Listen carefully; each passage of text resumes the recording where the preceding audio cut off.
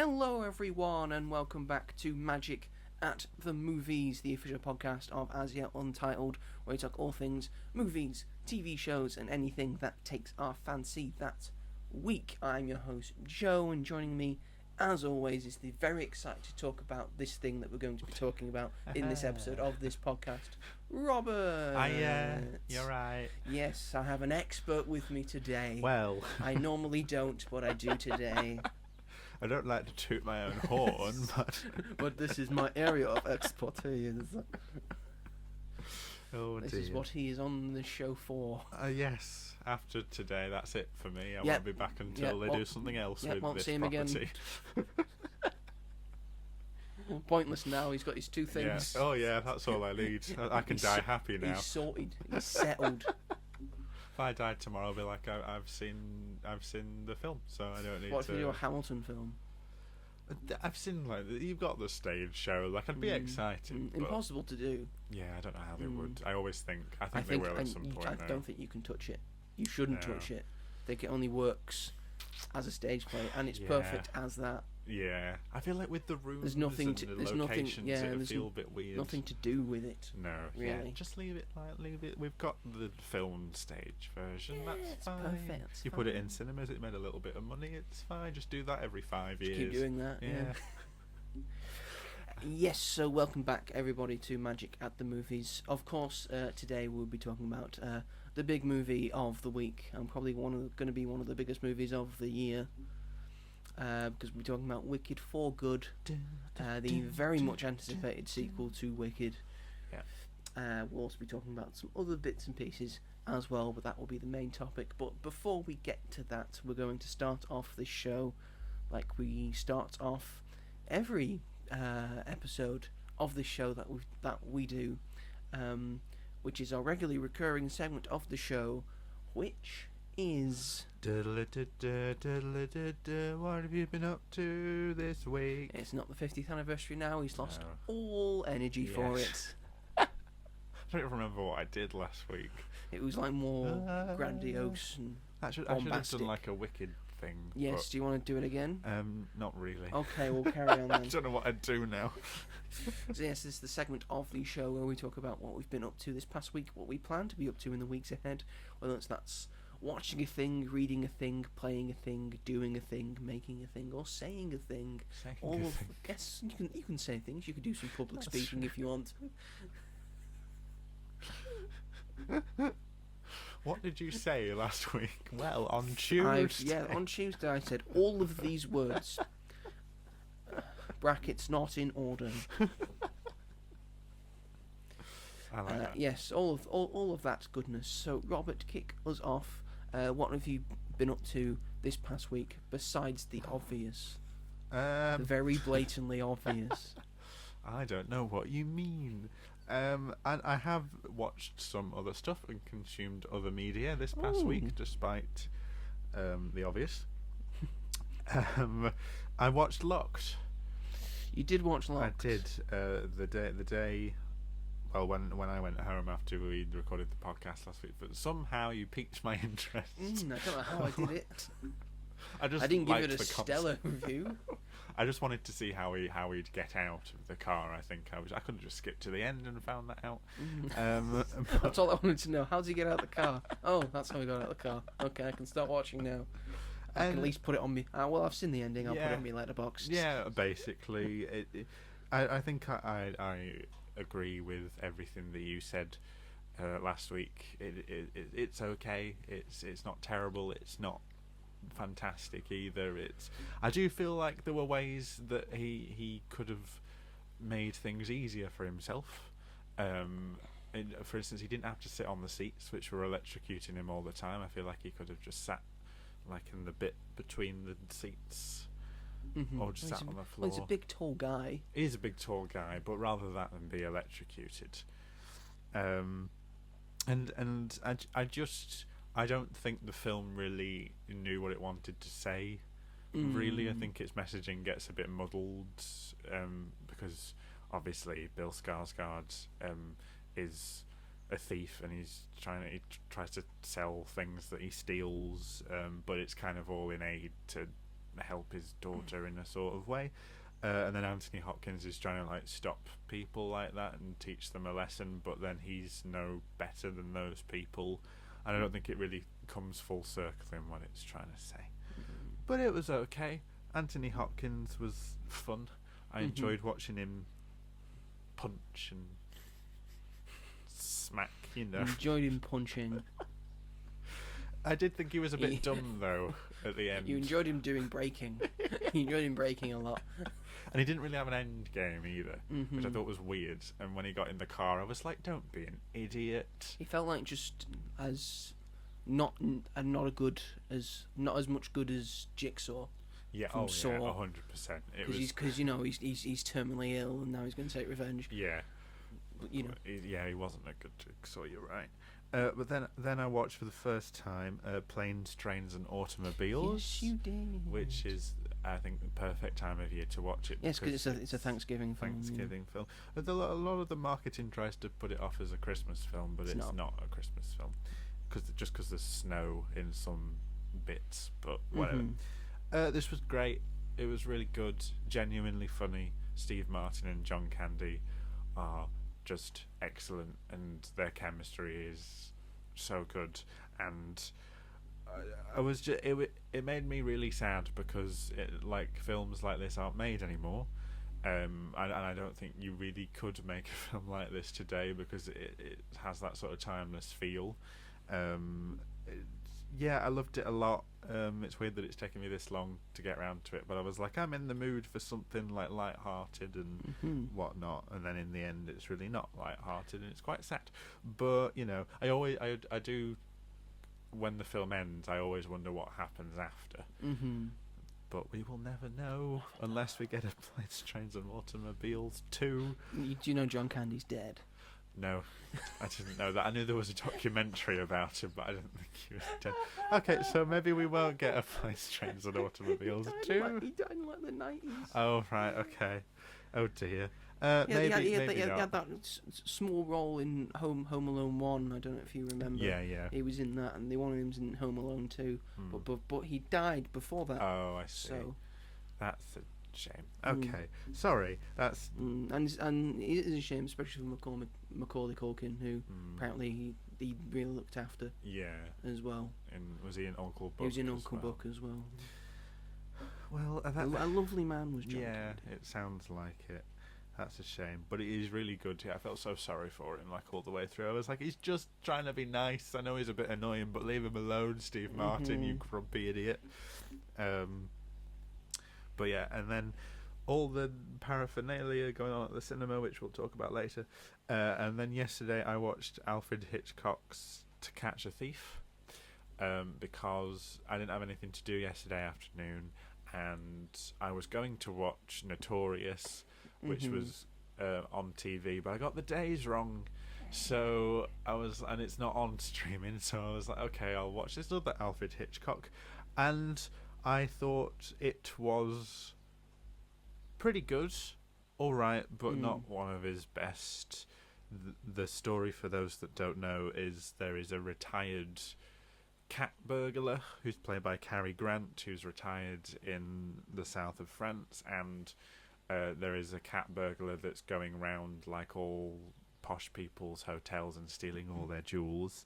And would it happen to be Grace Kelly by any chance? No, it's not. It's not. It's not Grace. I thought it was. This is a Hitchcock one I have not seen. Yeah. Do you need to? I mean, if it's not bad. I've seen all the best ones. I don't need to see anymore. I feel like that's appropriate. Except for Rebecca, I've not seen Rebecca or the 39 Steps. I want to watch Rebecca as well. I've got 39 Steps on DVD if you want to buy it. Have you seen it? Yes, I have. Oh, okay. Not on the DVD though. Right. Okay. You know, one of those newspaper DVDs that they used to give away for free in a Sunday paper. Well, I used to volunteer at a charity shop, and I got along really well with this lady, and she knew I really liked films, so she gave to me a bunch of her films that I hadn't seen. She was like, "Oh, you might like these," and I've kept them all. And I've watched, I think, 1 out of the 10 that she gave me, because the rest are so obscure that I have no idea. Letterboxd hasn't even got a rating for some of them. I'm just expand your palette. One day. Yeah, that's true. Yeah, that's on me. But the whole thing with this film was it just spends most of its runtime, apart from the end, just not doing much. He's trying to look for this cat burglar because the police think it's him because the cat burglar's following the same patterns he used to. But it's just all a bit like he never really gets anywhere with figuring out who it is, and it just keeps bringing up the same point of like, oh, they think it's me. It's like, yes, we know. They think it's you. Like, I think it's you at this point because you've brought me no evidence that it isn't you yet. And it's just like him running away from the police, and I don't think the narrative's developed that well. But the end's fun when you find out who the thief is. But it's like lit so well, and the cinematography, because it's set in the south of France, it looks stunning, and Grace Kelly's really good in it. I think without Grace Kelly, I'd give it a lot less, because she gives the film a lot of like energy when it needs it the most. Yeah, and someone to like challenge him and whatnot. But it wasn't bad or anything. It was just, I think I like expected more because of the Alfred Hitchcock films I've seen prior. Because of Alfred Hitchcock, yeah. It's Alfred Hitchcock. But yeah, and so those were the films I saw yesterday. I finally got done reading Batman: The Long Halloween. Finally, has been a long Halloween. And it was really, really good. I liked it a lot.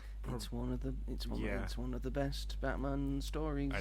I loved it. It was so good, and I have mixed feelings on the very, very end, like the last few panels where something is revealed. I don't really know if it needed it necessarily, and I just thought it was a nice little another twist in the tale. It is a nice twist, but I also was like, how does this work? Because there are things that happen beforehand, which means that character is in a wheelchair, and I don't know. I feel like they wanted to do it as like a surprise. This is actually also what happened, but they didn't really worm into the rest of the story very well, if that makes sense. But everything else I thought was exceptional, and after reading that, it made me want to continue watching The Penguin, because the Falcone family is in The Long Halloween. Yes. And I just finished Sophia's episode. Yes, Sophia Falcone is very different in the show than she is in the comic. She's not a big muscly brute. Very, very different. She's Kristen Milotti. Ooh, very different. But it's a good different. Very good different. It's different. So yeah, I've just finished episode 4, which was some of the best television I think I've ever seen. Obviously, like her perspective of the story and like what happened to her when she was in Arkham Hospital, and I was just blown away by it. Arkham Hospital. Just didn't. Obviously, you don't have any idea until it shows you, but it was and then the end of that episode as well, with her payback, her revenge, just so well done, and I'm very excited to continue, but it's taking me so fucking long because I'm an idiot. Yes, you are an idiot. I'm an idiot. You are an absolute dunce. It's like with a dunce's cap on. It's been like a year since it finished. Yes, since I reviewed it on this show. I'm getting there. And the big reveal was that you just haven't watched it. It's my favourite episode for that reason alone. It's your reaction. What do you mean we've not topped it since? We've tried hard. You're saying nothing we've done since then has mattered to you? I just think that's the biggest fuck up I've ever had. Like, I didn't even mention it to you that I hadn't seen it. You said a word.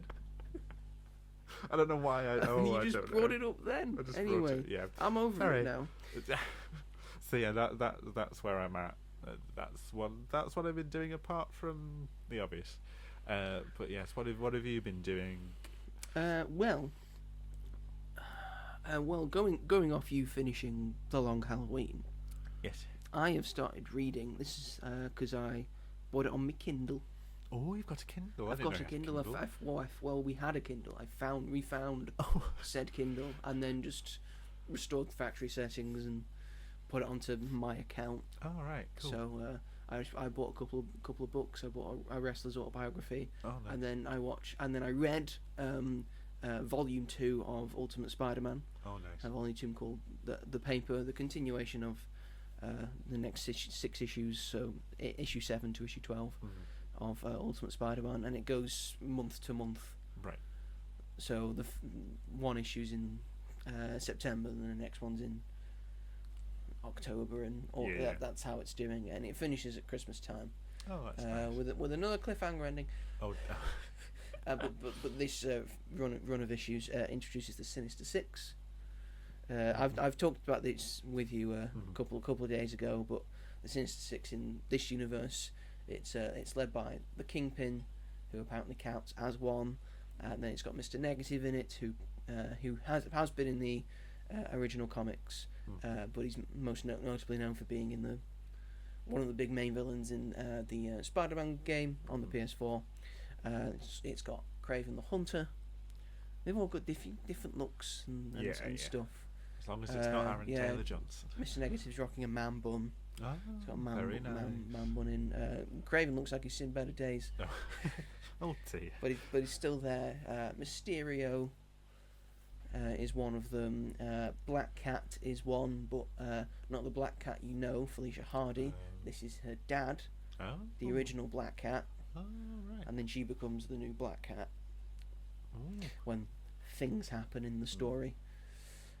And one that probably you weren't expecting as a Spider-Man villain, but it's the Mole Man.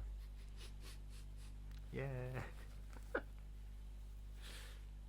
What is it? Paul Walter Hauser? No, it's nothing like him. He looks very old.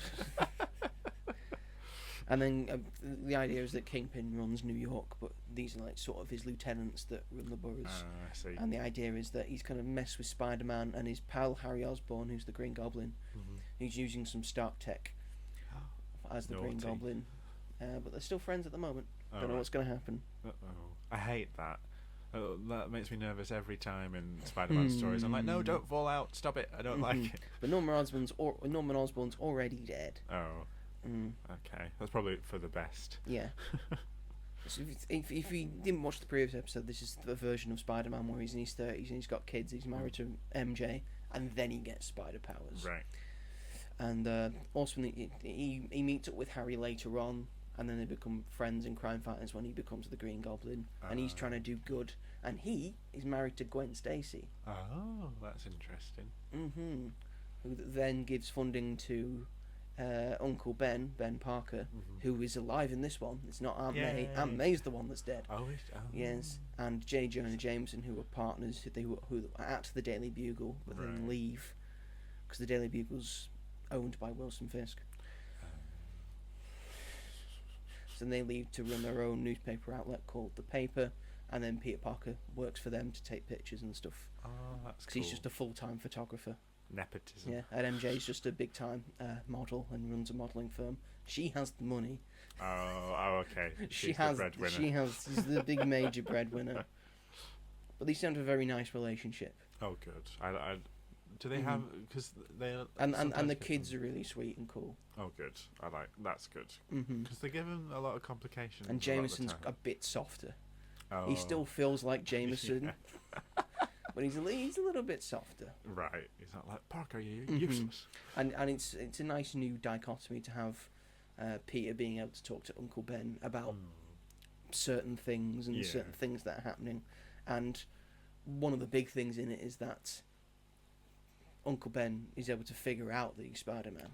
Oh gosh. Does that go down well? He's like, how do you figure this out? So, well, it's what I do. That's true. Jonah will get it soon, but he's a bit slower than me.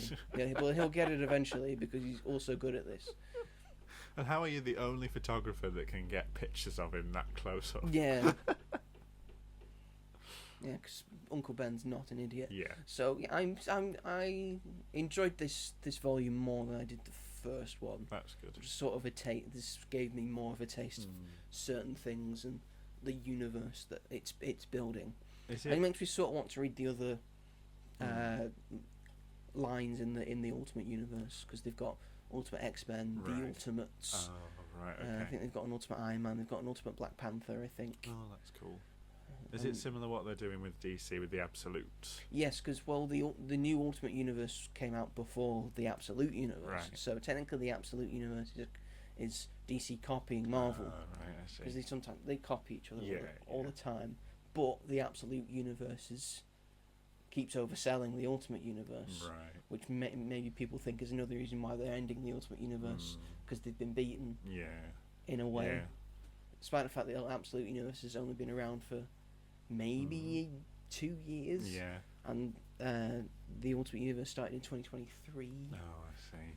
So it's not going great. When does the Deadpool Batman comic come out? It's already out. Is it? Yeah, it came out like a month and a half ago. Oh, fucking hell. I might wait until we're... I hear it's bang average. Oh, right. But it's got others like, because it's got a main Batman and Deadpool story, and then it's got other like sort of side ones where different Marvel characters are meeting different DC characters. Right. I think they're doing follow-ups to such a thing, because I've seen them doing they're doing a Nightwing and Wolverine one. Right. By Nightwing I mean Dick Grayson Nightwing, and by Wolverine I mean Laura Kinney. Oh, cool. Wolverine. Yeah. So which is a interesting dichotomy of sort of the second in command sort of people. Oh, yeah. Doing a thing together.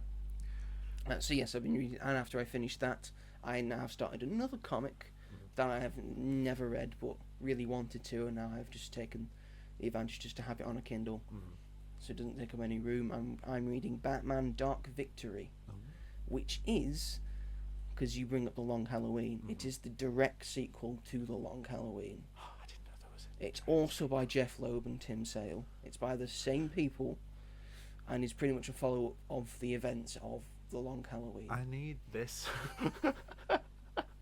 I was going to move on to The Authority, but I want to read this now. I mean, there's a spoiler on the front page in the big cover, because this is where Robin is introduced. Oh, that's cool. But it's sort of Batman going back into himself, which is normally kind of what he does when he loses someone he loves, as he has with Harvey Dent. In this one, and then how his relationship with Jim Gordon is sort of shaken. And that man needs a therapist. Which one? Batman. Yeah, well, yeah. Oh my god. Well, yeah. All the way through The Long Halloween. Very fucking obvious, isn't it? Get a counsellor, Bruce. Come on, you'd solve so much of your problems. I'm only one big major chapter in, because they're on segments and chapters. So far, still pretty good. Oh, good. I don't think it's going to be as good as The Long Halloween. No, well, it's not talked about as much as The Long Halloween, but I'm looking forward to it and seeing where it goes. There's been another mass breakout at Arkham Asylum. Batman was able to keep some people in. Right. But I think Scarecrow got away. Not Scarecrow. Yeah, I think Joker got away. Oh, of course. Two-Face got away, which is probably going to be important for the plot. Yeah. And Sophia Falcone. I thought she died. Apparently she survived. What? She fucking if fell. You haven't read that on Halloween, at the end she falls off an apartment penthouse, and apparently she survived. Jesus Christ, she's in a wheelchair. Right, okay. But and has no hair. She's wearing a wig. Oh, she's got like a comical neck brace on. Oh, right. But apparently she survived. What the fuck? When she died, I was like, "Oh dear, she's probably like went the worst way out of everybody." But no, she's apparently not. Is Catwoman? Catwoman has already been appeared in this. Yeah. And I think she's going to have a bigger role. Is she related to the Falcons in this version? Sometimes she is, sometimes she isn't. Like you see in the Batman, she's related to the Falcons because she's an illegitimate daughter. Sometimes they go that route, sometimes they just don't. Yeah. Or she's just friends with certain people in it, or she just works in those circles. She sometimes runs in dangerous crowds. Yeah, because in The Long Halloween, that was one thing that I don't think they cleared. Like, Batman asks her, like, why are you always watching the Falcons? And she doesn't give him a reason. And then maybe she'll be given a reason. Yeah, maybe it follows on. In this one. Because she's the reason Sophia dies, really. It. Yeah. But when Sophia falls from the window, she's like, Sophia! Yeah. I think there's a new... there's a new killer in town as well. Oh, what's he called this time? I think they might be going with the Hangman. Or it'd be a certain thing because like at the end of the first chapter, like the chief of police, is like strung up and hanged on a bridge. Oh right. On a bridge, and he's got a message on him, Right. Okay. It's from like a newspaper stripping of the holiday killer lives and all that, but Right. it's got a game of Hangman Ah, that's clever. on it, and it's got some letters there and some letters missing. Right. That's So really interesting. it'd be interesting to see where this goes. Well, in the Penguin, that's Sophia's nickname, isn't it? The Hangman. Yeah. And then Alberto obviously isn't Holiday in the Penguin, but you do see him, and I was like, oh, it's Holiday, but it's not because he's dead. But never mind. It's like I liked the bit at the end between the Calendar Man and him because they have cells next to them. They're just naming days. Yeah, and Calendar Man's pissed. Yeah, oh yeah. Calendar Man escaped as well. Oh no, he was actually quite creepy. I was They have the thing at the start of this of Alberto Falcone. He's Holiday. They put him right next to Calendar Man, who commits crimes on dates in the calendar. Yeah. He's right next to Alberto Falcone, known as Holiday, who commits murders during dates in the calendar. Back and forth. I commit crimes, I commit murders. Well, some of my crimes and murders.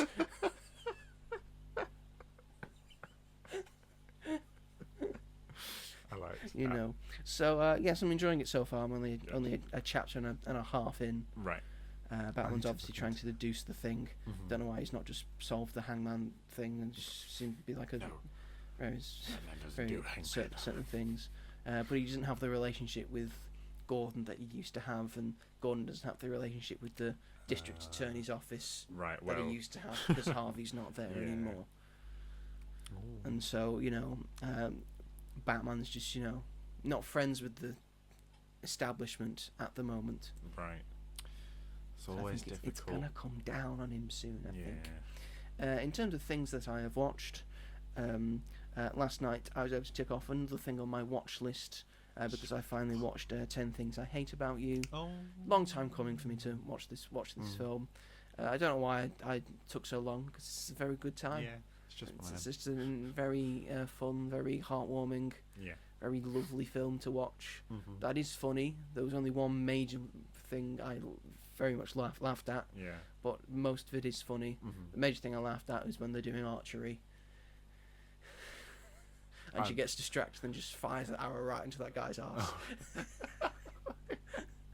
I remember that bit. and later on, that guy can't sit down because he's like, oh god. But everyone's really good in it. Julia Stiles is really good in it. I was surprised to see Joseph Gordon-Levitt in it, Yeah. and David Krumholtz as well, who's in it. Who's that again? He's Joseph Gordon-Levitt's mate in it. Oh yes. Oh yeah. Okay. Yeah, and then of course Heath Ledger, Mhm. who's just truly wonderful in this. Yeah. I think, and he's very much missed every day. He is. This kind of thing, and I think it shows great masculinity in it as well. Of you be like this, and this is what girls want. Yeah. Just to be nice and good. Don't be a Joey. Don't be a Joey. Don't be a Joey, for goodness sake. No. Again, it's not perfect. I have problems with it. Yeah. I think it's one that's gotten more loved as time's gone on. Yes, I don't think at the time it's like a sort of you've grown up with it Yeah, sort yeah. of thing. I see the problems with it. The soundtrack's great though.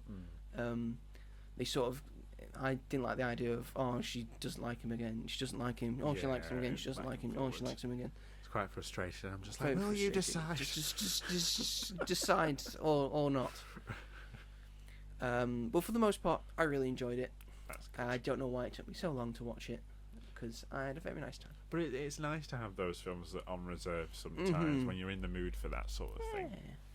Yeah, of course. And then, I know you especially were preoccupied by a certain film this past weekend. Sorry. But unlike most people, I was able to see other films that came out this There weekend. were other films. This weekend, most notably, I was able to see on the Sunday a film called The Thing with Feathers.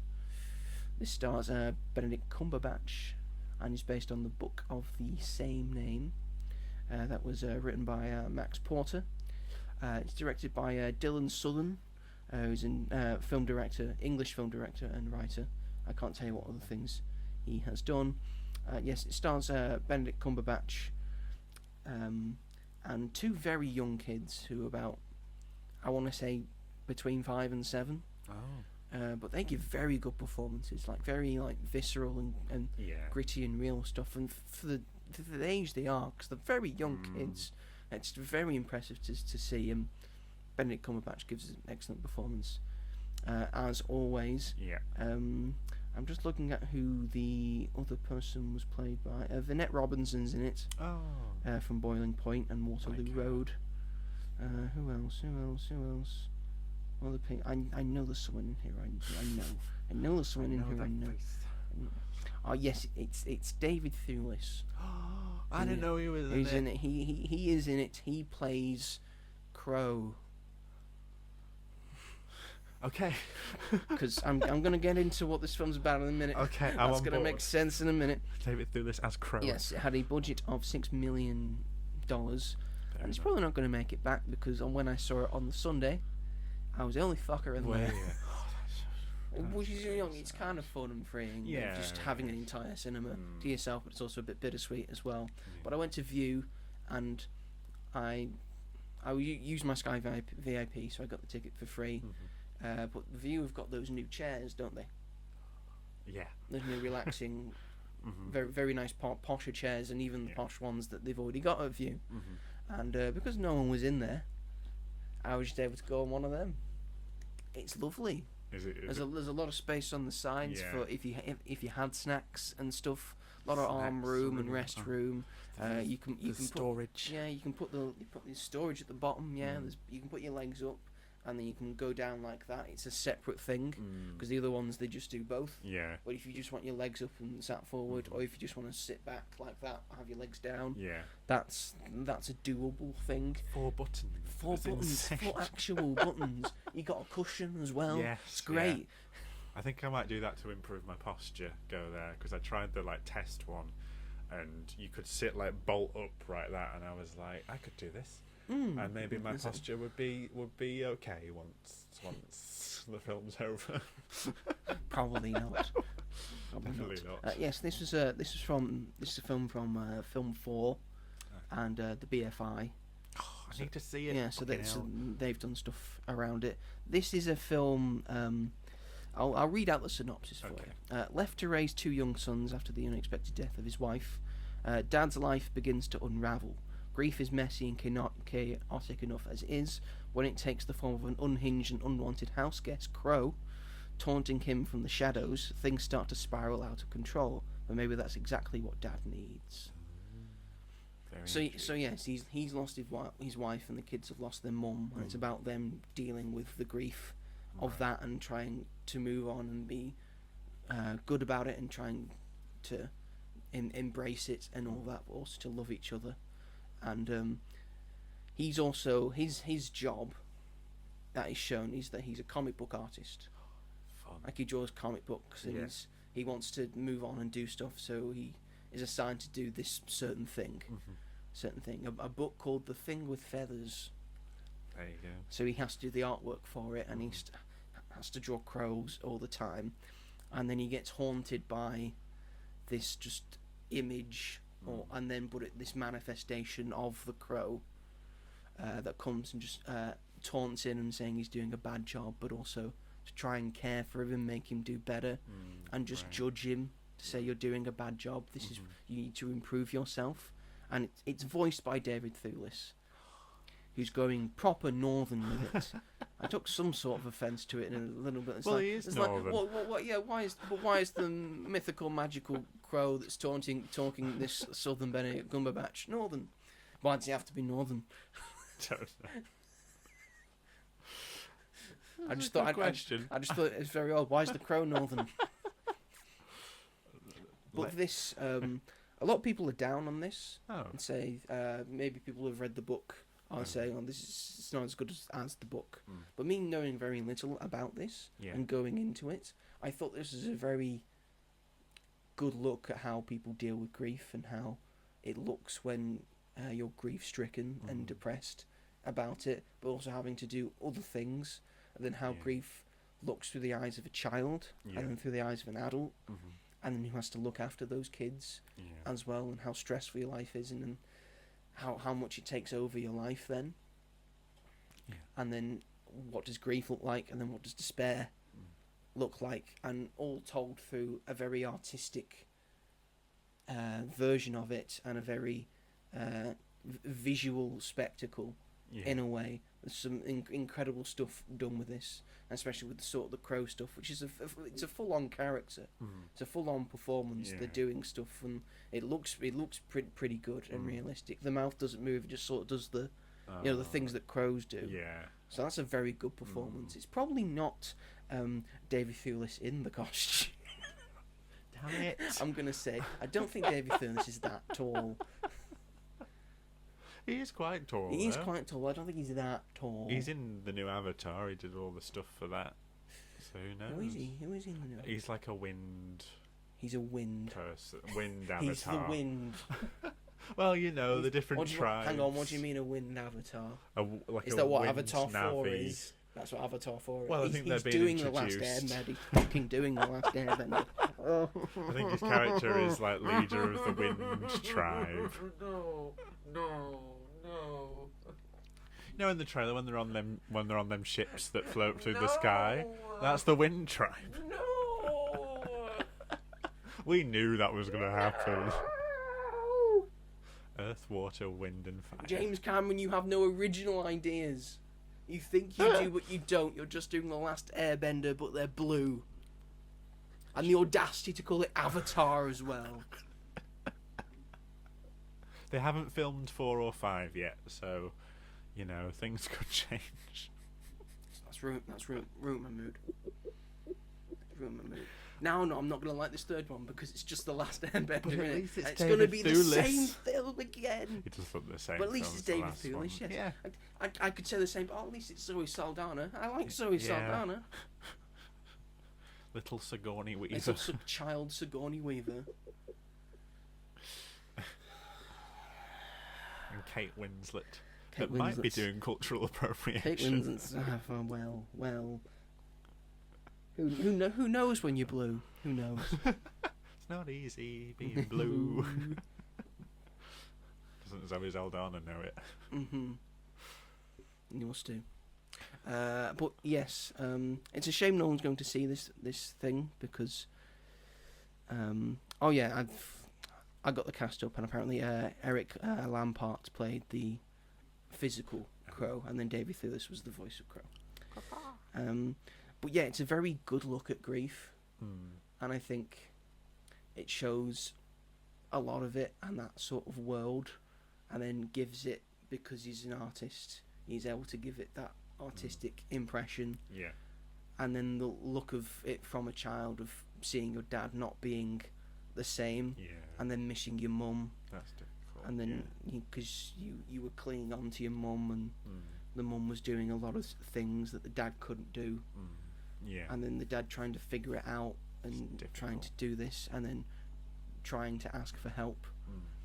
And then he does ask for help. It's not like Right. one of those things where he's Yeah. got in too much toxic masculinity where he doesn't think he needs to ask for help. Mhm. He asks for help Yeah. pretty much almost immediately. That's nice to see. And there's a thing at start when he's with his, I think it's his brother, of saying, "Do you need to talk?" And he says yes. Right. And then he just breaks down crying.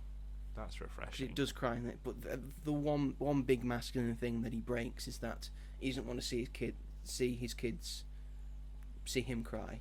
All right. I thought Well, you were going to say yeah. not see his kids. Yeah, I was like, no. fucking hell. He doesn't want his kids to see him cry, Right. and that gets broken down near the end as well. It's got some very beautiful moments in it of showing that of showing love, and then moving on from grief. But grief's always there with you. Yeah. You can't let go of it, but it's how you deal with it.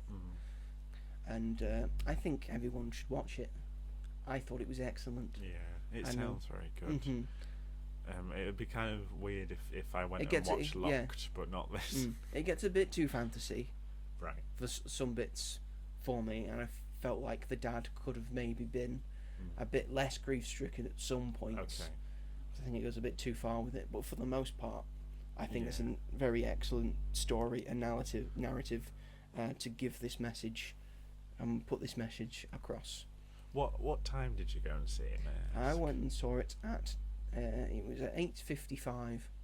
At night. Yes. Yeah, that was why I didn't go see it, because I was originally going to go see it on the Friday before the film we'll talk about in Yes. a minute. But it was People know we're going to talk about Wicked. Sorry. We didn't say Wicked. But it was only on at 9 o'clock in the morning, or the time that Yes, you it's got said. it's at got night. some odd times. Yes, so that's why I had. I've looked for this week coming up. I think Christie's got the same problem. I don't think I'm going to see Christie. I might try and see Christie. Yeah, there was a screening yesterday for it that I missed. Oh no. But I do want to see Zootropolis 2. Yeah. And then I'm going to try and see Wake Up Dead Where- Man because where the the screening fuck- Everyman. Oh yeah, that's true. Yeah, that's a good place to see it as well. Do you want to go see it on Friday? Depends what time you're seeing Okay. Zootropolis 2. Sorry. Okay. sorry. Okay. I've got Zootropolis plans. Well, I've got Wake Up Dead Man. That's fair enough. I'll try and We'll see it. see what we can do. Yeah, I'll try. And do. But yes, I would recommend The Thing with Feathers if you have not seen it yet. I know most of you haven't seen it yet. Joe is the Because only you one. weren't there. I had the comfy chairs to myself. I had cushions. Cushion. Lovely cushions. So yes, I think that brings an end to that segment. Shall we move it along to our main topic of the day? What's that? I don't know. What was that? Gollum's in the room. My precious. Wicked little hobbits. You ruined it, stupid fat hobbits. What's the song that he sings? You don't- The forbidden pearl is Yeah, nice I and can- cool, so juicy, Sweet. sweet. Oh, I can't believe you remembered that. man Yes. after my own heart. Yeah, Wicked for Good has finally been released into cinemas pretty much a year after the first movie. For people saying that, oh, this isn't the sequel, this is just part 2 of this. No, it's a sequel. what it is. That's what a sequel is. It's a separate film. If it was all in one big thing, It was one big thing, then fair yeah, enough. but it's not. no one's saying that Kill Bill Part 2 is Part 2 of Kill Bill. They're saying it's the sequel to Kill Bill. Sequel to Kill Bill. And I can't wait to see the whole bloody affair. Yes, I really want to see I'll be that. watching that instead of Five Nights at Freddy's too. Yeah. Five Nights at Freddy's doesn't look good. Yeah, but to see that in all one thing, Oh, as and it's got new bits. Tarantino intended, then Animated bits. yes, animated bits. I think it had animated bits already. Oh, did it? I think in the second film it's got animated. Oh, I've only bits. seen the first one, That makes sense. so I'm excited to see it as all big one. Yeah, see Part 2 for the first time, and we're just with Part 1. Oh yes, that's the way to do it. Apparently, it's like 4 hours long. It will be, yeah, because Yeah. it's about 2-hour films mashed Yeah. together. Maybe with some extra bits as well. So yes, 5 hours. yes, we're talking about Wicked for Good. Sorry. This is once again directed by John M. Chu, who again directed the first one, and then before that he directed Crazy Rich Asians as well. Did you do In the Heights? No, he didn't. Did he not do In the I Heights? don't think he did In the Heights. He might have done In the Heights. Now you see me too. Ariana Grande is back as Glinda. Cynthia Erivo is back as Elphaba. Jonathan Bailey is back as Fiero. Ethan Slater is back as Bok. Bowen Yang is back as the one he plays. Fanny. He plays Fanny, does he? Michelle Yeoh is back as Madame Marble, and Jeff Goldblum is back as the Wizard of Oz. It had an estimated budget of $150 million. Which I think it's made back. Yes, because currently at the box office globally it's made $223 million. Well done. In the US alone it made 160. Well done. Well done, Wicked. Well done, Wicked. Pretty good movie. And the executives are going to think it's a good movie as well because it made that money in its first weekend. Yes. Because you have to make money in your first weekend, otherwise you're a flop in this day and age. That's all that happens. That's all that happens. And they got most of that money from people like Robert. Hello. Please explain your experience with Wicked for Good this past weekend. I'm Robert. not ashamed. There's You no shouldn't be shame ashamed. here. You're not ashamed at all. I did something I wanted to do because I like it. So I saw this the day before it came out in a double bill with the first film, which I really wanted to do, just to experience the first in the cinema again. And I cried like a bitch. I literally said to myself and my friend that I was with, in the first, I'll be fine. In the first movie. In the first one, which I've seen now 8 times, I was like, I won't cry. In the 'cause I know cinema? what's 8 times in the cinema? Well, no, 6 times in the cinema now. But I was like, I'll be fine. I cried during the All-Dust Ball scene, which is probably one of my favourite scenes in cinema history. I could break that down and write essays on it. And Defying Gravity.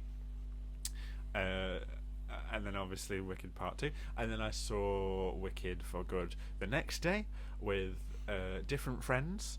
And then I had a break on Saturday because I was at work. But then went to see it again on the Sunday with a different group of friends. So in total, folks, Robert has seen Wicked for Good 3 times. I have, yep. Already. Yep. And I have plans to see it again. He has plans to see it again. He also bought merch as well. I did buy merch. Please explain the merch. Okay, so what we have in front of us... Yeah, he's brought one today. I have brought one here, so this is the Elphaba Cup from View. He went to View. Went to View to see the first 2 times. And I've got the Elphaba Cup, so it's got an Elphaba plastic topper and the silicone cup. It's the same company that did the Superman Cup and another cup that I bought, the Deadpool and Wolverine cups. Oh yes, because you got the Superman Cup, didn't you? So it's the same company because they're made out of the same silicone thing. So I bought this. They also had a popcorn bucket. Doesn't have a bucket. cape, though, does it? It doesn't have a cape. What doesn't? Well, I don't. The cape looked dumb on the No, actual thing. No, it was really awkward to it had hold. a cape. It didn't Capes. fit in the thing. Well, yes. Where would a cape fit on it? here? Oh yeah. Okay, so Edna mode. You don't like capes. I like capes on this. That's a cloak. That's not a cape. Oh, sorry, it's a cloak. Sorry. So I bought that, and then there was a popcorn bucket, and the popcorn bucket was a hot air balloon, which this was had the extra logo special on hot popcorn bucket. Extra special. They had the steel popcorn buckets, which I've seen going there. Yeah. That have got sort of the main characters going around. So it's got the Scarecrow and the Tin Man on it, and the cow with the lion. And then there's ones where you can get which are just their faces, and then whatever relates to them. I went to Odie and they had special popcorn buckets. One for Glinda, one for Elphaba. Yeah. I went with my sister because she really wanted to see it, but she doesn't like going to the cinema alone. She doesn't like doing anything alone. So she wanted the popcorn bucket, but she doesn't eat popcorn. Fair enough. She uses them to put Lego flowers in. It's a good use for it. That's what she uses for her Eras Tour bucket that I got her as well. So she wanted the Glinda one. So she got the Glinda one. I asked for sweet popcorn. I got sweet popcorn in it, and they added a glazing of special Wicked popcorn.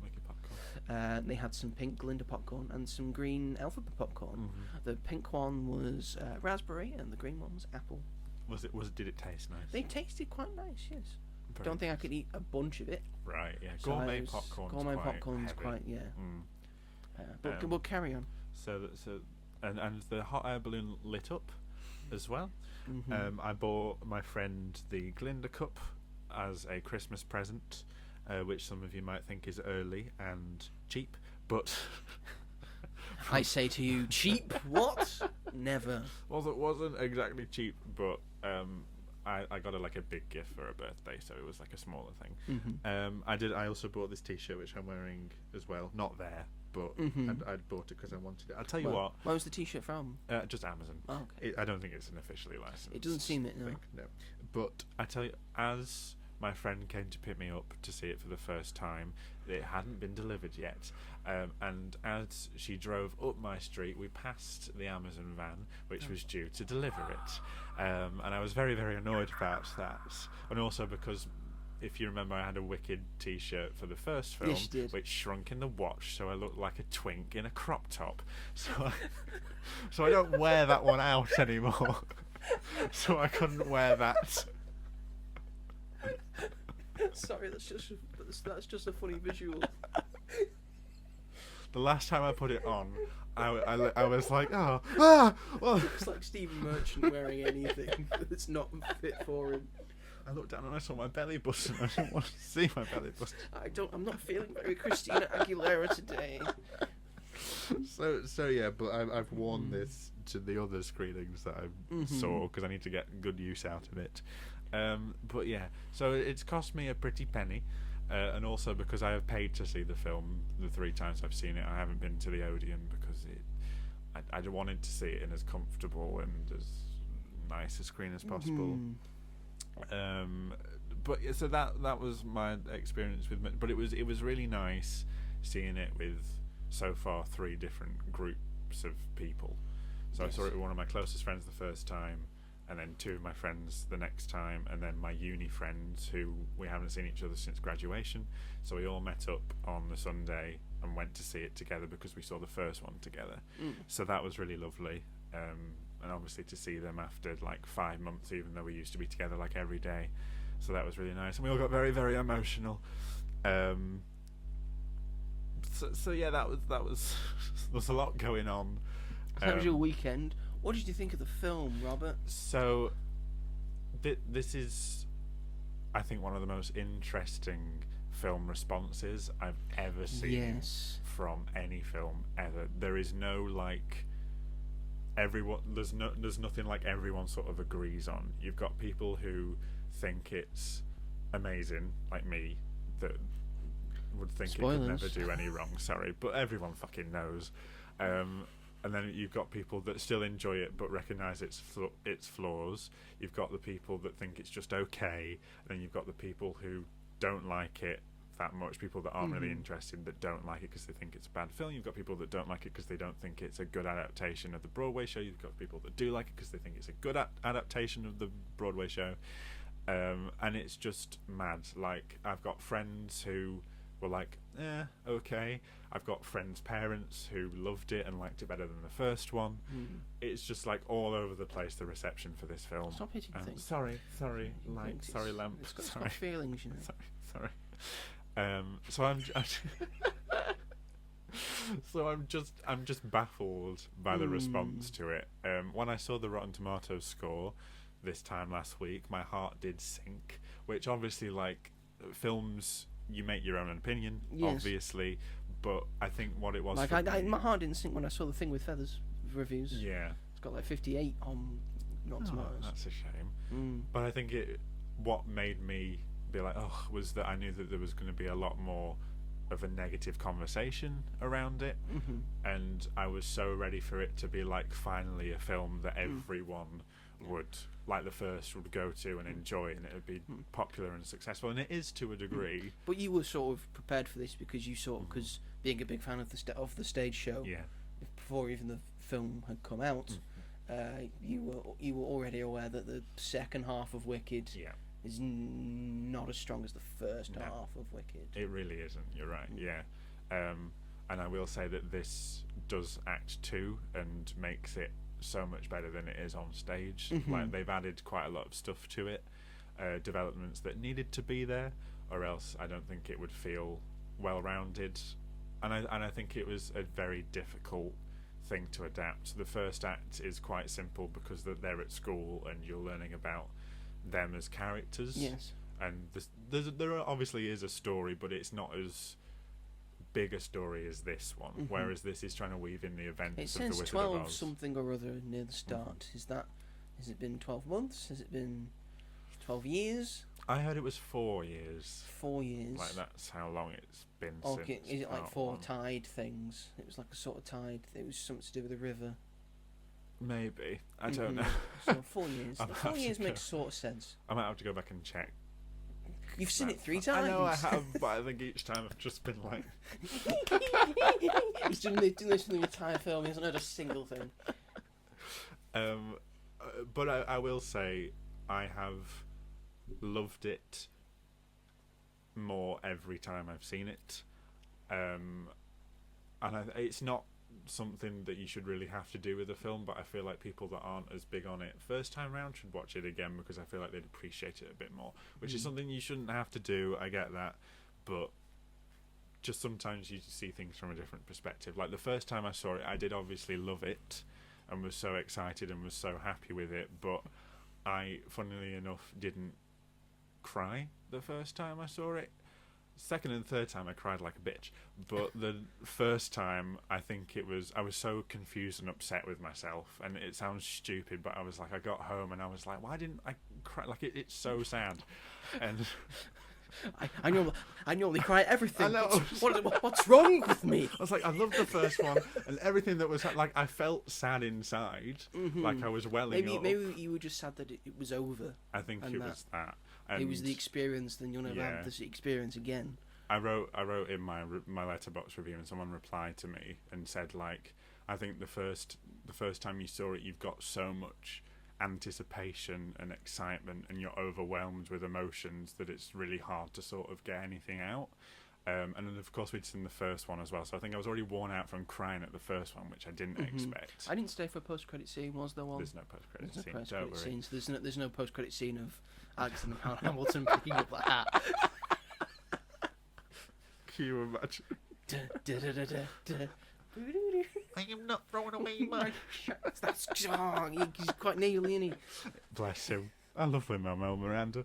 But the second time I saw it, because I knew what to expect, and I was able to just lose myself in it more instead of just like anticipating everything that was going to happen. I just like lost it. Like there were bits in it that I didn't even think I'd cry at, but was just so. I was like, that's so done so well, and they couldn't have done it any better.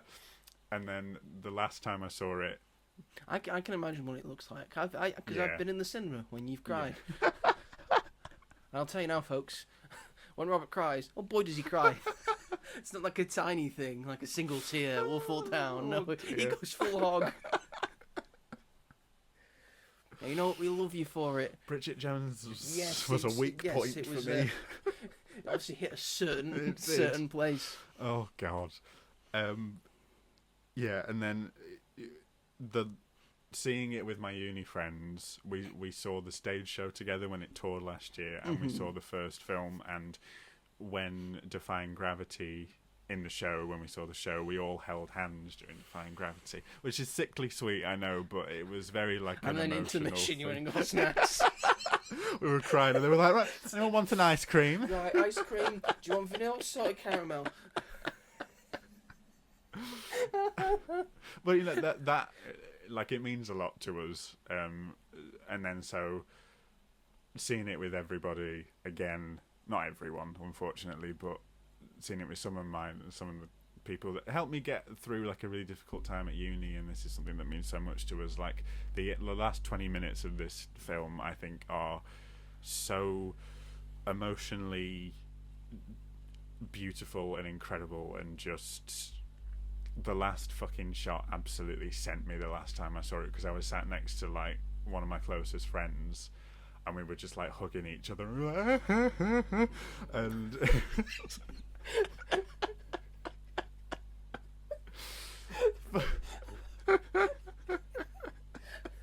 Carry on. But I think for a film to sort of evoke that response, and obviously like so many people, it's a big deal for like so many friends. Like this is a film about friendship. This is what this film is, and you can see. That's what my review said. That's what your review said. I like. I was like, yeah, you've summed it up. Friendship, the movie. He's got it.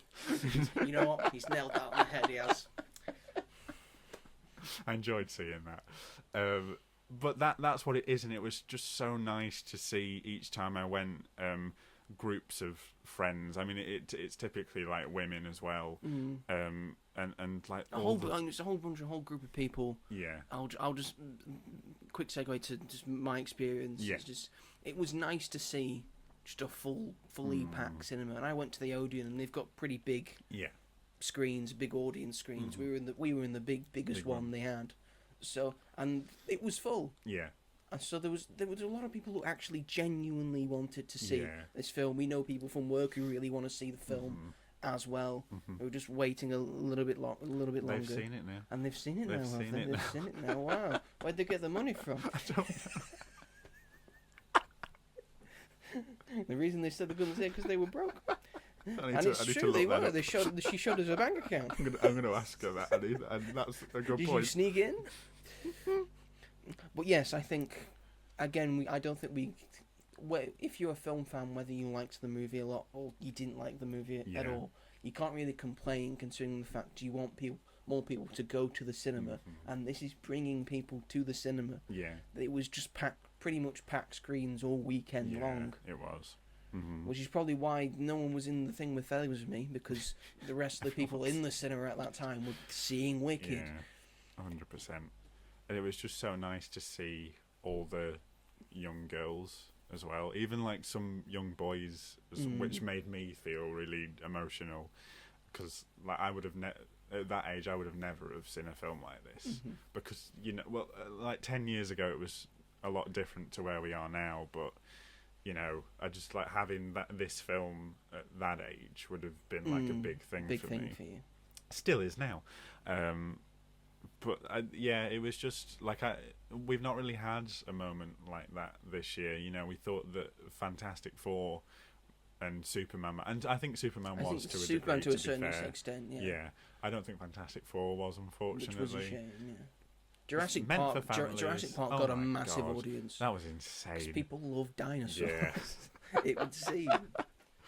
But like this is the thing that I think like it's like grab your friends. It was like go. We were anticipated for this film. We want to see this film. Let's go and see this film. Yeah, been waiting a whole year, and I do absolutely love it. And like I said, each time I've seen it, I've gained something more from it. There's something that I haven't particularly noticed first time, and now I'm like open to seeing other things, and I just think it's really good. It's got flaws. I'll hold my hands up, but the feeling it gives me, to me, is more important than like filmmaking elements. But I understand where some people come from with certain things, but it's not enough to detain my excitement and enjoyment out of it, which is what I prioritise when it comes to a film. That is absolutely fair enough. Yeah. So that's what you knew I was gonna love it. Can you imagine if I'd come in here and been like, "This was the worst thing I've ever seen." Not like it. But I'm interested to hear, because obviously yours isn't as a sentimental experience as mine. Let me put my negativity hat on. No, but I'm interested to hear it from someone who isn't biased, yes. and Okay, yes. For the most part, I enjoyed myself. I thought it was pretty good. I think having a full audience there with me and my sister with me, who was a big Wicked fan, I bought her the soundtrack for the first one for Christmas. She loved it. Don't tell her. She's not going to listen to this. She did ask for it as well. Well, yeah, that's all right. It arrived on the day as well. Did it? Oh, yeah. That's nice. Yeah, because I pre-ordered it and it arrived on the 21st. Oh, very good. So, really good. Big pack screen. A few small people with not learning etiquette, like taking 5-6-year-old kids there. It's not the age. No, clearly not the age, because they got bored and then they were shouting things and they were running here and there and had to take them out. And then there was one person who had their phone on that setting where when you get a notification, your light flashes. Oh, right. Turn your phone off. No. What do you need it for right now? But again, those are small people. In a packed cinema, that's a small percentage. Yeah. Small fraction of people. Most people behaved themselves because they really wanted to just watch the movie. Yeah. So that was nice to see. I had a pretty good experience. Again, it's enjoyable.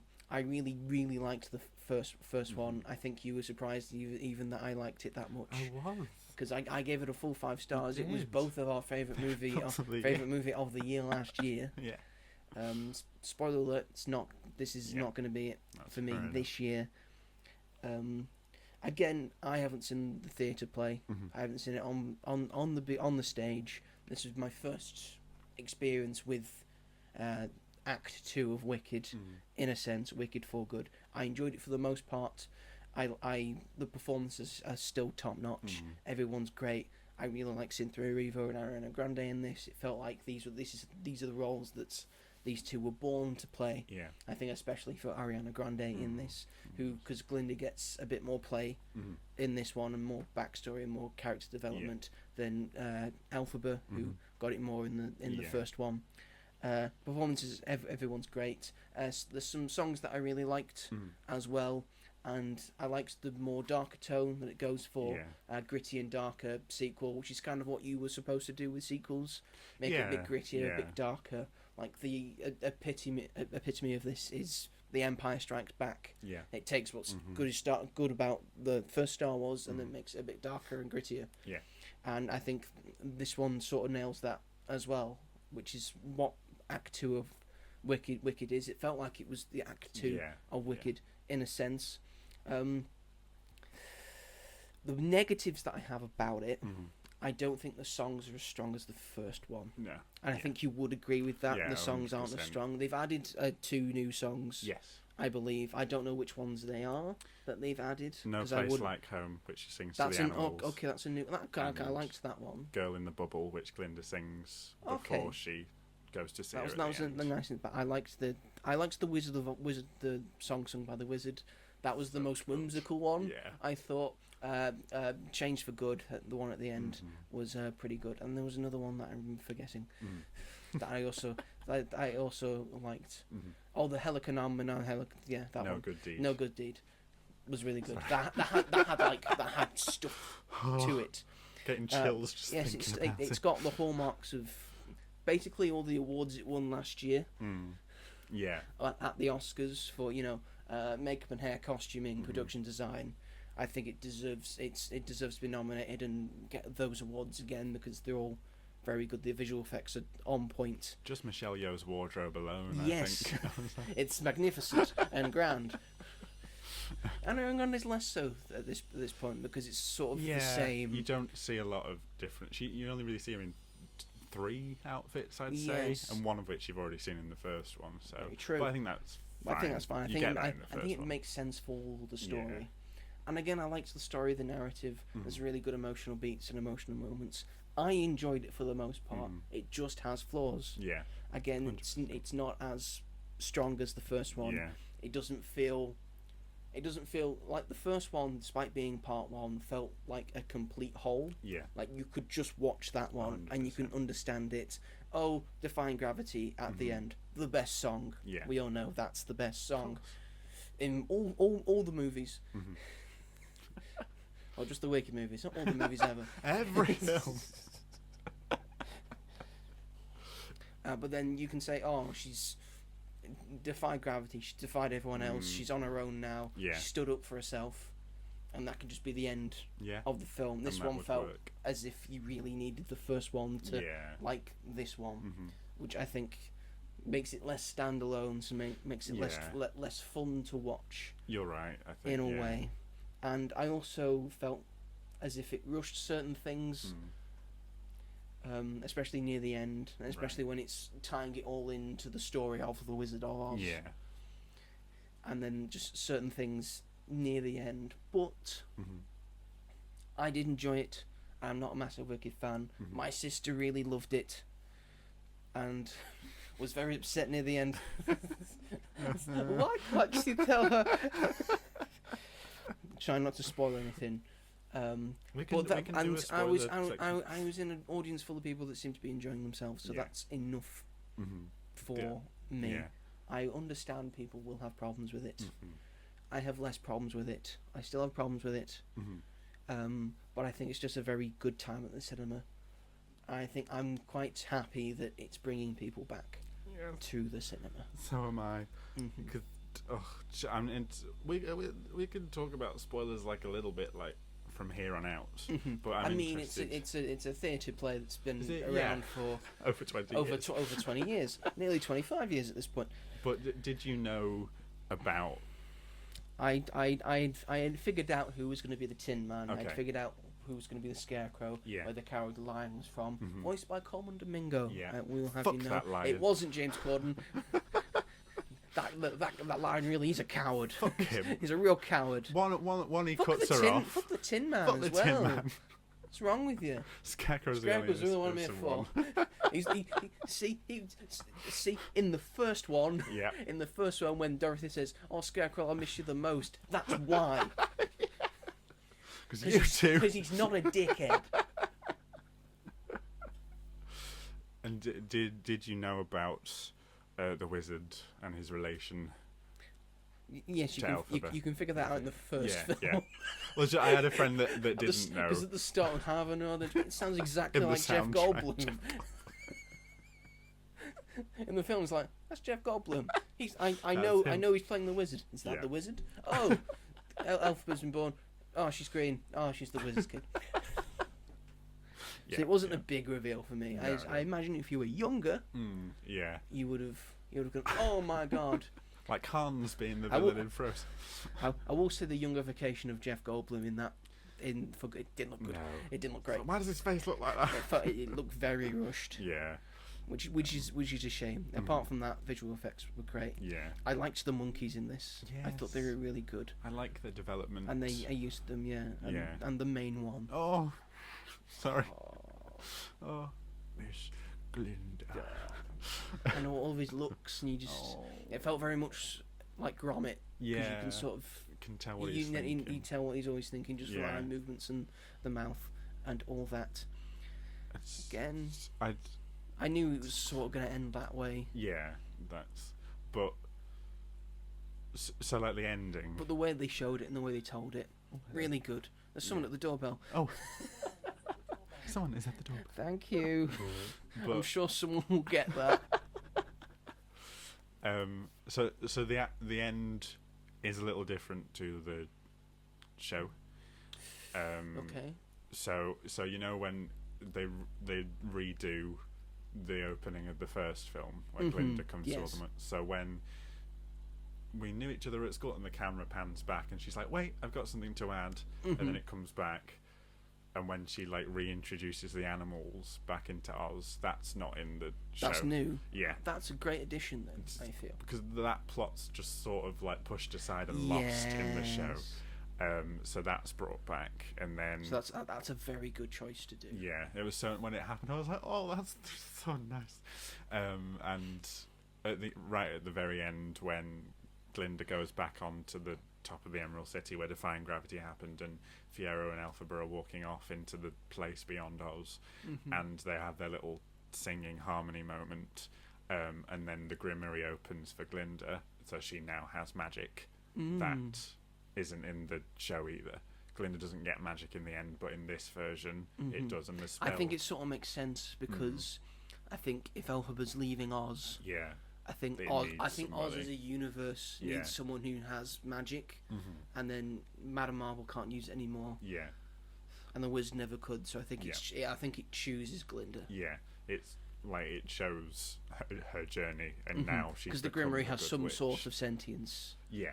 In a way, and the spell that it opens on is the healing. It's the healing one. And spell, and it's I didn't realise that until like the other day when I saw it on Twitter, and I was like, oh my god, that just like perfect. Like, it's just like little details like that. I didn't know it was the healing one, but I saw like the hands changing.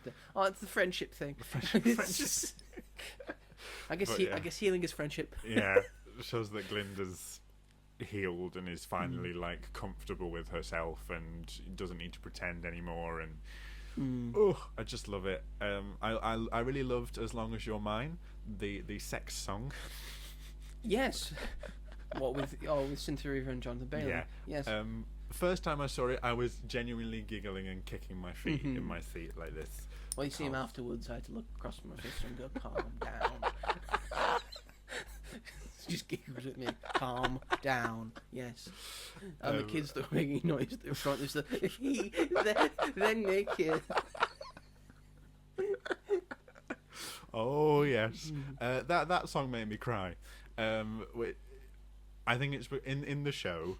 It's really good, but they're very much like in the heat of the moment they're like caressing each other, and like it's very like static in the show. It's just them two really close to each other for the whole song. Now they're able to like travel and do certain things and I loved you can't it. in a stage play, which is the beauty of films. Exactly.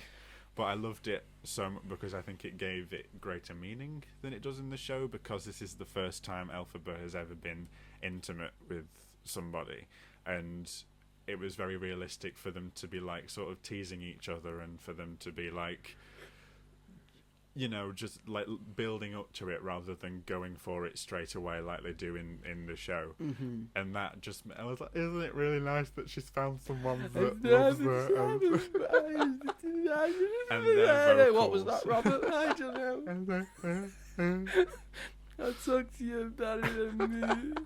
And their vocals in when that there's a scene together. I don't need to cry at. Spoilers, there was no scene that Robert didn't cry at. I cried at No Good Deed as well. Yeah. Because I was very just that's a very blown powerful away. thing. Yeah, that's probably my favourite song from the whole show. So to see it like in the film, the whole show in general. yeah, that's your that favourite is song. my favourite song, just because it's so powerful. I like how it starts. Oh, it's like, yes, come on. You see this? Give it to me.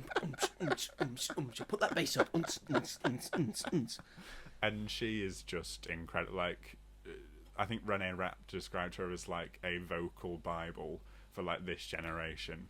I think it's she's just unbelievable. Like, Ariana Grande is amazing as well, but I think Cynthia Erivo, there's just something about her that I'm just obsessed with, and how she performs things. And But yeah, you should have seen my friend's face during the "As Long as You're Mine" scene. It was the second time I saw it, and I knew what was coming, and I knew that they'd be very excited. So when I looked over at her, she was like, I was like, I know. Yeah. It reminds me when I brought my friends to see Infinity War, which I'd already seen. And then watching all their reactions to people just being snapped out of existence. There is nothing better than like someone that you know is going to appreciate something, like seeing their reaction to it. Can we talk about Michelle Yeoh? We can talk about Michelle Yeoh if you want. Because I feel sorry for the poor lady. Why? Because she has some singing moments in this film, but not many. Not many. Like, she didn't have many in the first one. She didn't have many in the first, which that's how it is anyway. But they're not great singing moments, because she's not a singer. She's not a singer. And all three times I did sort of go like but that. Neither's Jeff Goldblum. Neither's Jeff Goldblum. But I think Jeff Goldblum gets away with it a bit more. I think Jeff Goldblum's got more whimsical nature. He's got more of the whimsical stuff, and he's got more, I would say, natural charisma. Yeah, I'd say Michelle Yeoh is more of a sort of a shyer person, and it's also not her first language. No, it's so not. It's going to be right. a bit more difficult for her. Yeah, and people online, like, I do think it's kind of like funny, like the way that they've done it, because they change the musical arrangement in it, and in the show it's just like spoken when she says like, finally a day that's totally Wicked Witch free. In the show that's basically spoken, but for some reason they've like upped the key and like made her sing it, and it doesn't sound good, and it's really weird. She, while she was doing it, she said that she wasn't the right person for the role, because she couldn't do the singing, and she felt awful about it. But because her and I think her John M. performance Chu for the character was good, because, well, it's Michelle Yeoh. It's Michelle, yeah. Michelle Yeoh. If you're saying in the show it wasn't, I think maybe because of what the character is, maybe she should have been probably maybe one of the only people that doesn't sing. Yeah. That shows that she doesn't have whimsy. Yeah. She's not that would have fun. made sense. And I know the Wiz is like sort of a bad person, but he's still sort of whimsical and fun, so he's able to sing. But maybe Michelle Yeoh's character isn't. Yeah. See, that's I've think never that might have thought been a about better it that idea. way, but that's fantastic. You should have been like John M. Chu. I should, I think Maybe it makes we more should sense change if she this. doesn't sing.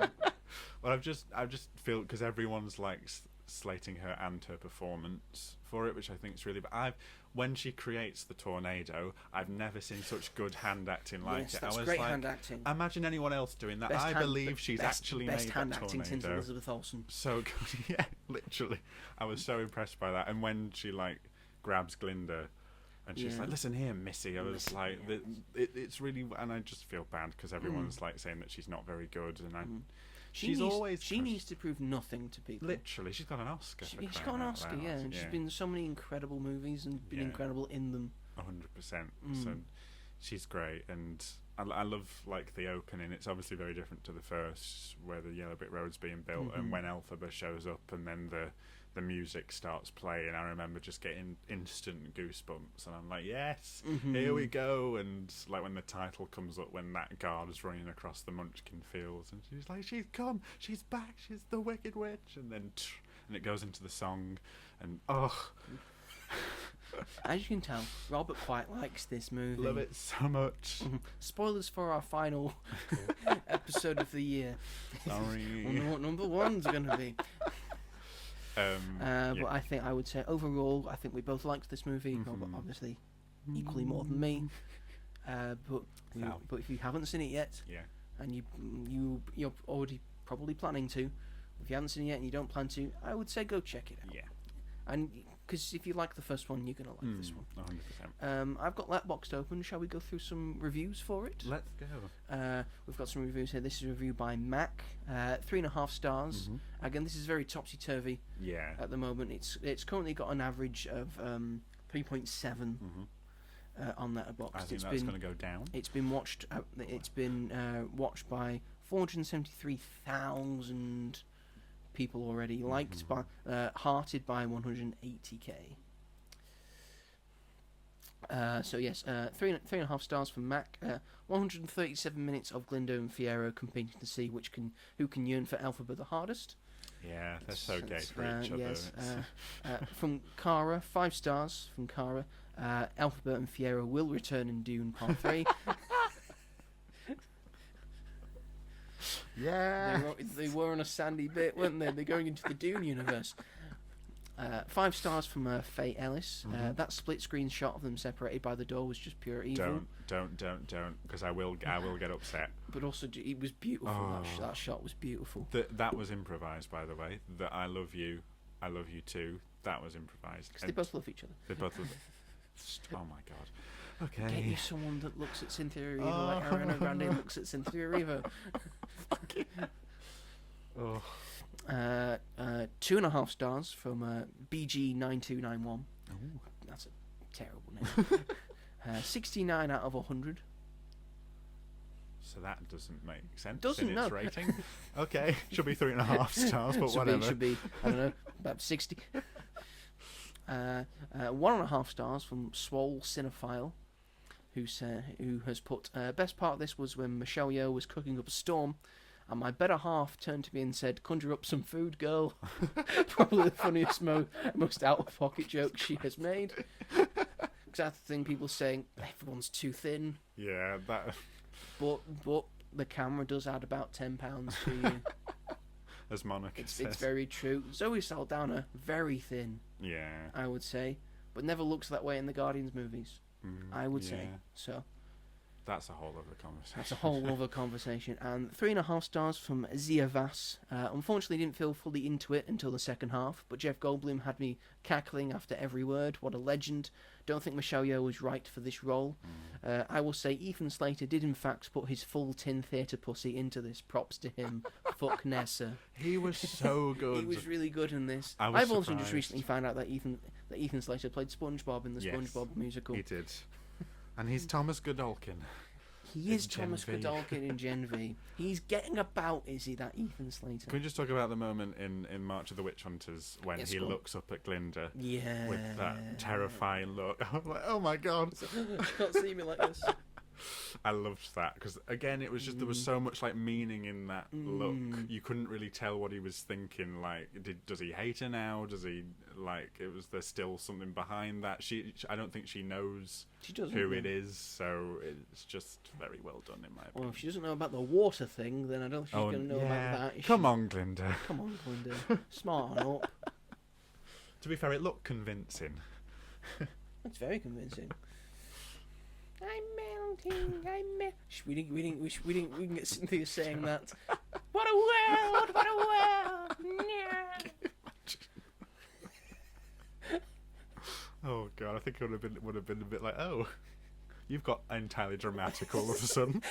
It just comes out of nowhere. I'm melting. She does have the bits where she's like, if you want to see your Auntie Em again, get those shoes off your feet. Yes. I was like, damn. It's like, calm down. You're not really selling yourself Elfie, as a calm good down. witch. Yeah. All she has a thing is, I'm sick of this now. I'm just gonna, Yeah. I'm just gonna be what Embrace you. it. I'm just gonna embrace it. Yeah. So good. She just nicks her out the sky. Yeah. Mm-hmm. That was clever. We didn't get much from Dorothy. I think it's not the fine. point of the film. Yeah, because it's not. We know her It's story. not her story, yeah. It's like, I think that's okay. Also, it's an alternative ending to the Wizard of Oz because apparently she just doesn't go home. Yeah. She's trapped there, is she? That's the thing about the shoes, is that they're not. Well, they are enchanted, but not in that way. Not in that way. So how does she get home? I don't know. No idea, because Glinda doesn't have magic by that point either. So. Well, she got magic now at the end, so That's maybe at the end. maybe that's how. But she would have been there like overnight. Like, right, we've got a room for you, Got a Dorothy. room, here you go. Sorry, you can't Stay go here. home. It's fine. Oh dear. So yes, we both enjoyed it. Yes. That was Wicked for Good. And is that the show? I think that's the show. That's the show. Thank you everyone for watching and listening to this episode of the podcast. We very much appreciate it. Mm-hmm. If you are watching this on the YouTubes, then feel free to like and then subscribe to As Yet Untitled, and then push the bell notification so you never miss an episode of this podcast or of any of the film reviews that I'm able to do. You'll find them on the YouTube Shorts section. I've done reviews for The Thing with Feathers and of course Wicked for Good. If they want to listen to this on a podcast catcher of choice, Robert, where can they find us? They can find it on Spotify, where they could listen to it after or before the Wicked for Good soundtrack, if they were so inclined. If they were. As well as places like Amazon Music, Apple Which they can listen to the Wicked Podcasts. version. So inclined. Also Apple Podcasts, where they can also listen to the Wicked soundtrack if they're so inclined. Sony Podcasts, where they could also listen to the Wicked for Good soundtrack. If they're so inclined. There you go, you've got options, guys. Got no excuse. If you're No listening to the excuses. soundtrack, you can listen to us. Yes, thank you, Robert. Very well. And if you want to get into contact with the show, we are of course both on Letterboxd. Yeah. I am Ginge101 on there, and Robert is No, I'm not. That's such a light. robonfilm. Sorry, I was going to say the Instagram one. Yes, he's robonfilm. We've both got reviews out for Wicked. His is a bit longer than mine. Very long. I didn't go to bed until like 2 o'clock in the morning. Robert does actual reviews. If you want an actual review, please go and see Robert's Letterboxd. He does good stuff there. Thanks, Joe. You're welcome. Just take the fucking compliment. Yes, thank you. I like your reviews. You go very in depth and detailed. I do, because I don't have anything else to do. But it's fine, you know. It's That's fine. It's fun. It's good practice. Yes. And then you can say, well, look at these Letterboxd reviews that I've done. Yeah. They're quite That's detailed. a good point. Yeah. Well, then I just have fun with it. Yeah, but your video reviews are. I do the video and audio stuff, and you do the writing. Exactly. See what a team we make. What is? What a team we make. What a We team. are also both available on Instagram to get in touch with. I am the Mighty Joe, 888. Yep. It's a different thing. Don't worry about it. It's fine. It's fine. It's fine. And I'm Rob G Hall. If you want to check me out, Check me out. Slide He into doesn't my post. He DMs. doesn't post, but he's got a nice story. yeah, I post on my story, Post on his not story, on my not actual. on his actual. On his actual. I don't thing. know why. I just have a But- thing. I don't like. I don't know. I'm weird. Because then it disappears, doesn't it? It's like Snapchat. Yeah, Why? I think that's it. And I don't want to see everything I've ever done. I guess. Oh, I Okay, we're having an existential crisis. I need to get tested. Right. Right, okay. Yes, feel free to get into contact with us there if you want to leave a review, leave a comment, say a nice thing, say a not nice thing. We don't care. Well, Robert might care more. I might than cry. Me. He might cry. Well, he cries at most I things, cry so it at doesn't matter. You'll just be added to the list of things he's cried at. If you want us to cover a thing, if you want us to answer a question, feel free to let us know. Next week, 2 quite exciting things. we've got 2 quite exciting things. I'm just trying to 3. remember them. Give me a fucking second. 3. Let's see if Give you me a can get fucking this. second. Give me a fucking second. Give me a fucking second. Next week, we'll probably be talking, the most notable thing will probably be Zootropolis 2. Mm-hmm. That's a much anticipated Disney sequel to a very light Disney movie. Yeah. And also, if we can, we'll probably try and see the movie Christie. Well, I'll try and see the movie Christie. Yeah. But also, we'll also try and see maybe those exclusive screenings of Wake Up Dead Man, a Knives Out mystery. You forgot about that as well, did you? I forgot about Christie. Okay. There was another thing. Then what's the other thing? Stranger Things Season 5 Part 1 comes out on Thursday. I want to be watching it. Oh. I've never seen Stranger Things. You've never seen Stranger Things? I've never seen Stranger Things. That's mind-blowing to me. Why? You'd like it. Nah. Children. I'm too far gone now. I can't watch it now. It's rated 15. Yeah, but it's too far gone. There's been too many I and understand. too much of it. Yeah. I can't just. It's not like when it's on season 2. I just go, I'll just watch season 1 now, and That's then a I'll good catch point. up. I can't do it now. Fair. So yes, Robert can talk about that. I'll probably talk about Christie, and Yeah. then we'll both talk about Wake Up Dead Man and Zootropolis 2. Does that Fingers sound like a crossed. good idea for the next episode? Yes, sorry, I just burped. Thank you. Anyway, that is the show, everyone. Thank you, everyone, for watching and listening to it. And we will see you all in the next one. Oh, good day goes unpunished. We have been changed for good. And they call us wonderful. They say we're wonderful. That was good. That was great. I think we did very well. Nailed Proud it. of ourselves. Pat ourselves on the back. Yeah. Anyway, thanks everyone. Take care.